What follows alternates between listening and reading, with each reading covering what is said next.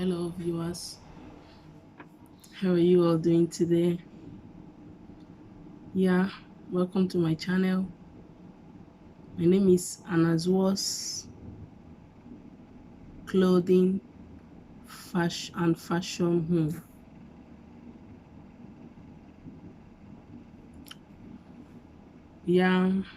My reason for creating this channel is for those of us who are finding it difficult to draft a pattern, to cut pattern, and to sew. With this channel, we all coming together will be able to learn how to draft, cut, and sew dresses for yourself, your children, your husbands, your wives, and so on. You can even go as far as making profits from sewing. If you can't do it big, you can do it as a home sewing business. But first of all, you need to learn how to draft. From drafting a bodice, you'll be able to draft other ones. But first, we are going to learn see what we need, the basic needs for sewing dresses or for drafting a pattern and for cutting. First here, let's go direct to it, the point. First here, you need to have your tape rule. In African way, we use the inches. We don't use centimeters. We use inches. Tape rule 1 to 60. So what else? You need your scissors. You need a good scissors so that you can be able to go straight while cutting your clothes. You need a marker. I use this when I want to cut a pattern on a paper. You need a marker. If it's on a dress, using the inner part of the clothes, you need a chalk. We use this in Africa also. We have it in Africa. If you cannot get the tailor's chalk in your place, you can use this easily. Then this is what I use for my pattern paper. This is what I use because I cannot get pattern paper where I am. Brown pattern paper. I use this white pattern paper. Then we have this. We have the curves that you can also use to make cuttings easy for you. You can get it easily on AliExpress. I get mine on AliExpress. This is a French curve that you can use to cut or to mark before cutting. You can as well use any of this. We can use it easily to trace when you want to cut a pants, a trousers. And I have my straight tape rule here. So with all this, having all this, though if you can trace without using this, there is no problem. But there is always an assurance of using some of those things so that they're having your basic needs, so that you will be able to achieve exactly what you want. Today, we are not going to do any drafting.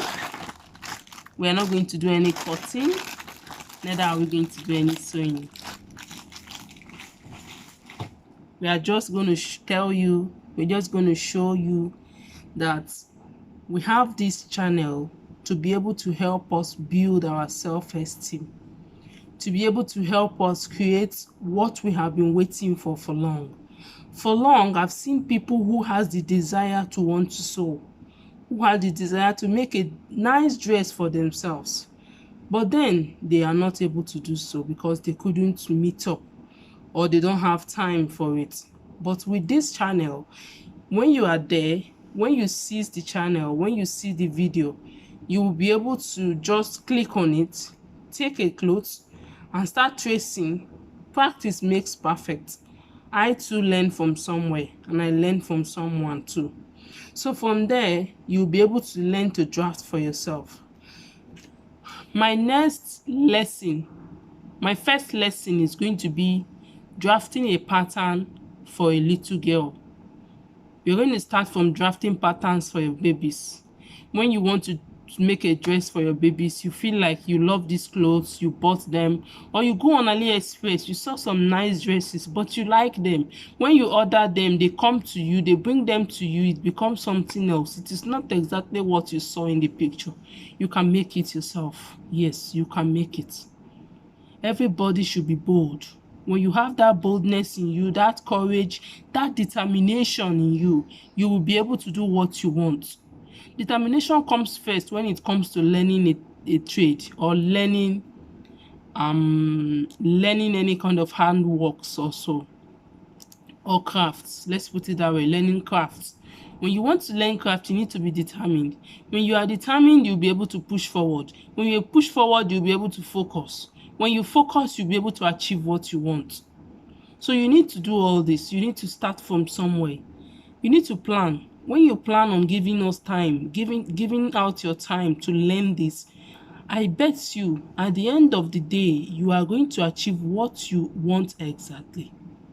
So today is just all about having all this to show that yes, what you also need as basics, lest I forget, is a machine. It doesn't matter the kind of machine you have. Maybe you have a home sewing machine, or you have a manual machine, singer, butterfly, or you even have industrial machine. Little by little, if you start from home sewing machine that doesn't cost much, you'll be able to achieve something. When you start sewing better, you feel like, yes, I want to do more. You can even start sewing for yourself.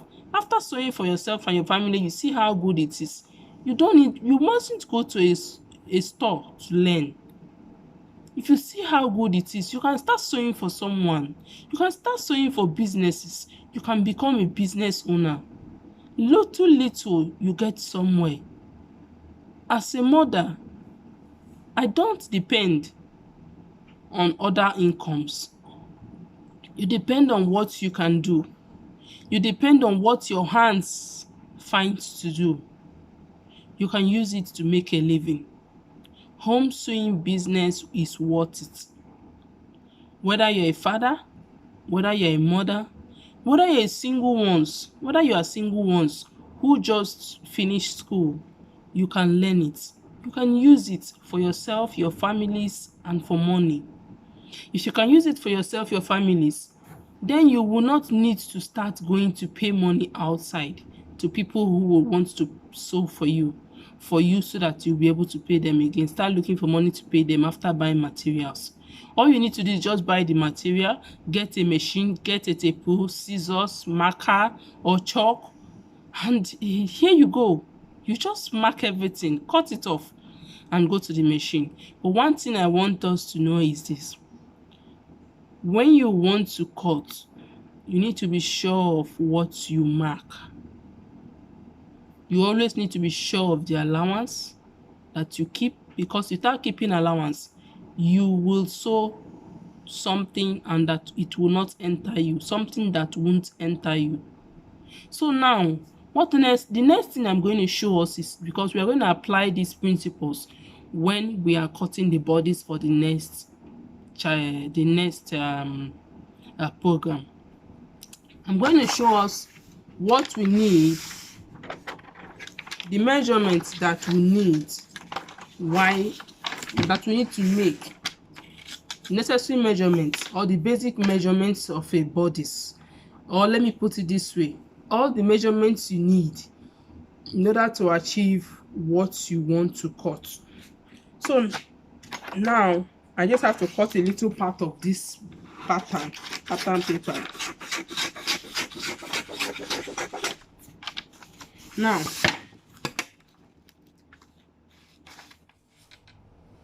to cut the bodies,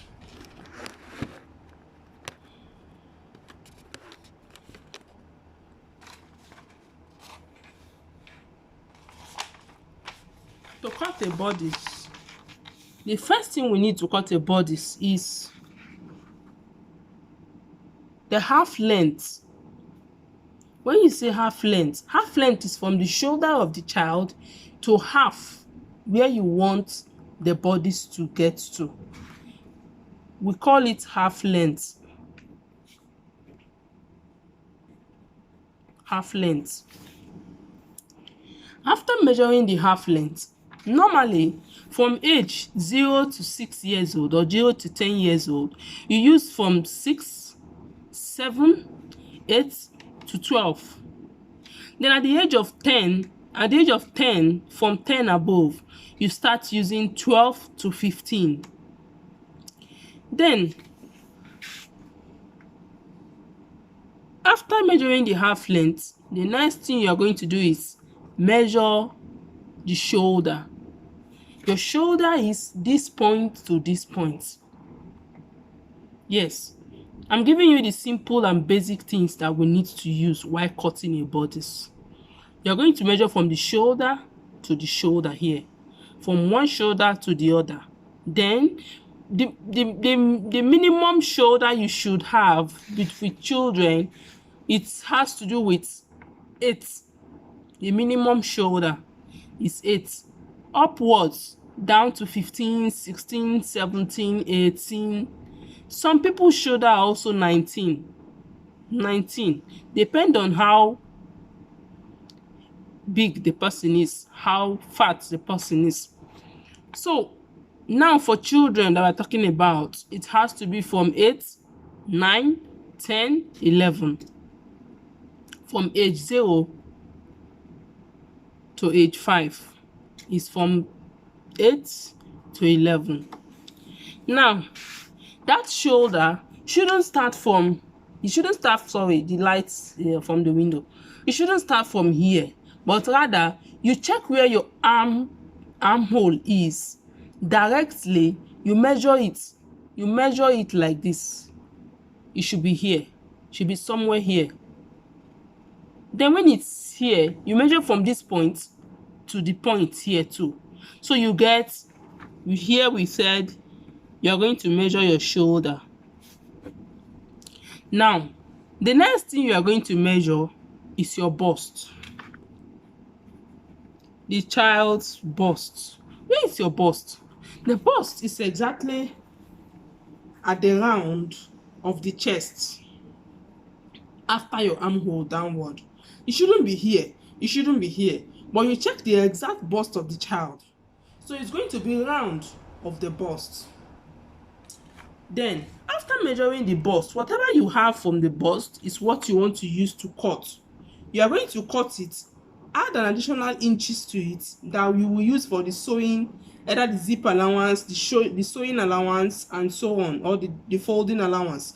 Remember, whenever you want to cut, you have to always put allowance on it. 1/2 inch, 1 inch, 1.5 inch for sewing allowances like that.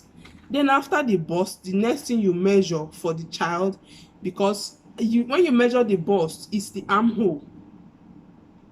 Measuring the bust, you're going to use the measurement of the bust to get your armhole. Your armhole is around your arm here. Then the armhole, normally the principle for having a armhole is the bust divided by 4 minus 1. Remember, it's the bust divided by 4 minus 1. All right, let me do it this way so you can see what I'm writing. Okay, no, it's not working. I'll put them on the description box. Okay, it's armhole. The armhole, you're going to get the bust divided by 4 minus 1. If the bust is 22, or let's say the bust is 20, now divide by 4 is 5. Divide by 4 is 5. Now the bust minus 1.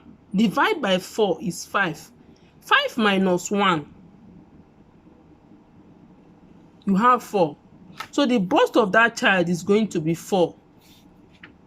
Now you have your 4 inches. You have your tape rule. You're going to measure the 4 inches from the shoulder downward to the armhole. There you can get your armhole.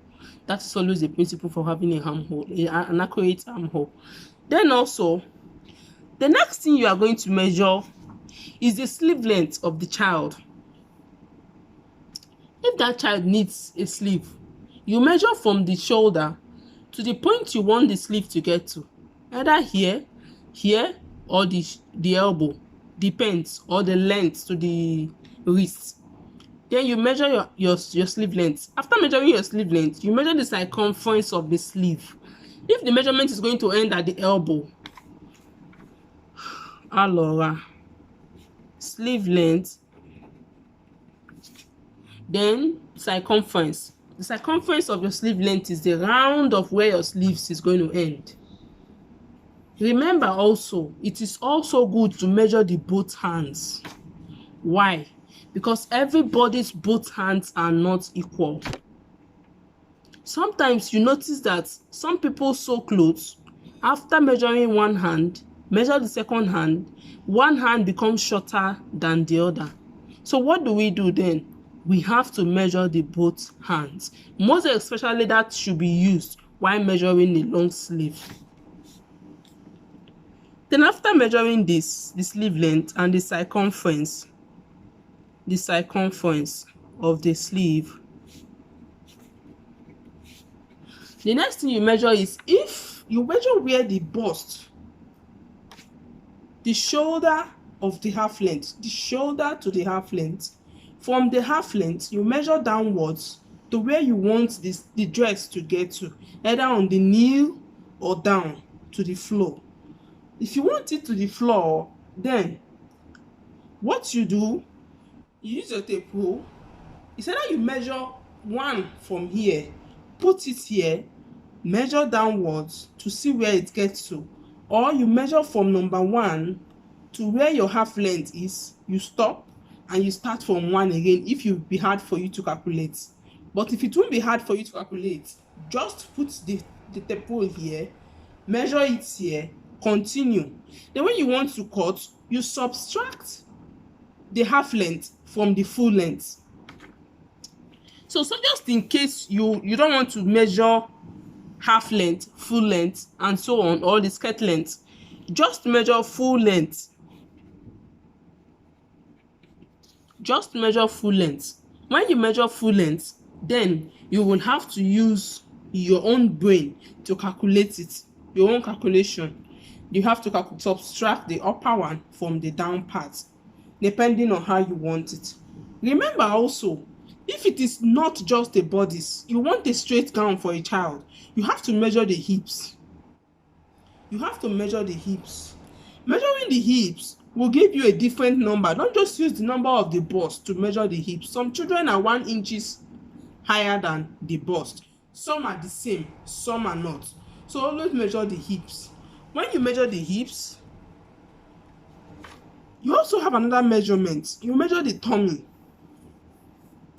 Because some children have a bigger tummy, some don't have. If you use one measurement for all child, it won't work. So the best thing is for you to measure the tummy. Now, we're talking about just the bodice. So because our next class is going to be on bodice alone. Bodice, we have half length, we have your shoulder, we have bust, we have armhole, and we have sleeve length. I'm going to put them in the description box below. So we have armhole and we have sleeve length. Half length, shoulder, bust, armhole, and sleeve length. That is what we are going to use for our next class.